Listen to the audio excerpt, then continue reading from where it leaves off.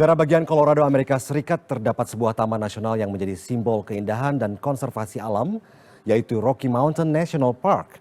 Dan nanti jangan lewatkan program Economic yang akan membahas pajak makin ketat, rakyat makin sesak di saat ekonomi melambat. Apakah kebijakan memperluas pemungutan pajak ke berbagai sektor mampu menciptakan sistem perpajakan yang lebih berkeadilan?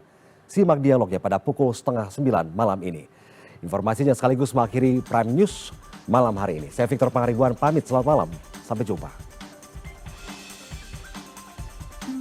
Perjalanan menuju Taman Nasional Rocky Mountain dari Denver dapat ditempuh dengan waktu sekitar 2 jam perjalanan menggunakan kendaraan roda 4 maupun bus.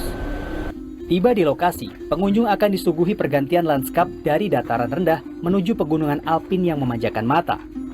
Ini adalah Taman Tapal Kuda, yang merupakan spot ideal bagi pengunjung untuk melihat lanskap Taman Nasional dengan sudut pandang hingga 180 derajat.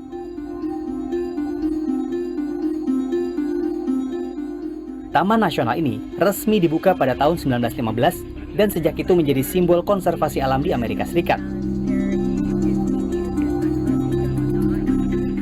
Peran konservasi tidak hanya dijalankan oleh agensi resmi, namun juga organisasi nirlaba dan relawan, diantaranya dengan membangun jalur trekking, melakukan riset satwa liar, dan menjaga habitat alami Taman Nasional. Namun berbagai upaya tersebut bukan tanpa tantangan.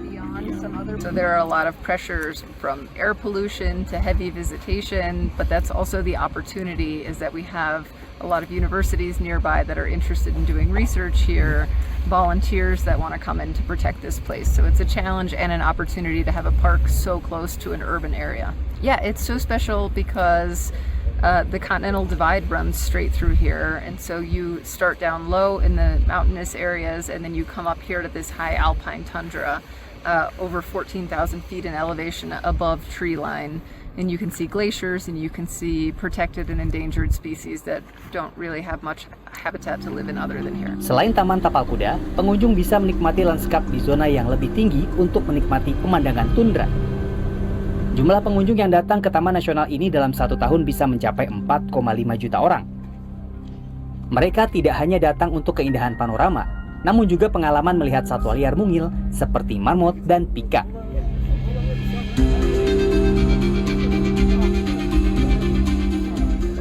From this national park, I would say the views and the wildlife.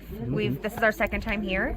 Our first time we weren't here very long, so we've come back to explore a little bit more. And I actually brought my family with us. There are 15 of us here. Okay. And 1 to 10, how much fun this national park for you? How much fun? It's a 10 out of 10. Okay, thank you, Jessica. You're welcome. Ekosistem Taman Nasional Rocky Mountain menjadi vital karena merupakan area konservasi dan habitat spesies penting. Ekosistem tundra juga menjadi bagian penting penyeimbang iklim dan penyumbang devisa dari sektor wisata. Jadi yang menarik, Taman Nasional ini tidak hanya terbentuk dari 60 juta tahun yang lalu, tapi juga kita bisa melihat lapisan-lapisan pegunungan alpine dari tundranya, subalpine juga Mountain of Rocky. Nah, jadi di Taman Nasional ini juga menjadi habitat utama untuk konservasi serigala dan wolverine. Musim panas adalah waktu yang paling tepat dipilih pengunjung untuk mengunjungi Taman Nasional ini karena suhu yang nyaman yaitu sekitar 5 hingga 15 derajat Celcius. Temperatur di Taman Nasional Rocky Mountain bisa turun drastis hingga jauh di bawah 0 derajat Celcius pada musim dingin. Namun, justru kontras inilah yang menjadi daya tarik utama terutama bagi penyuka olahraga ski.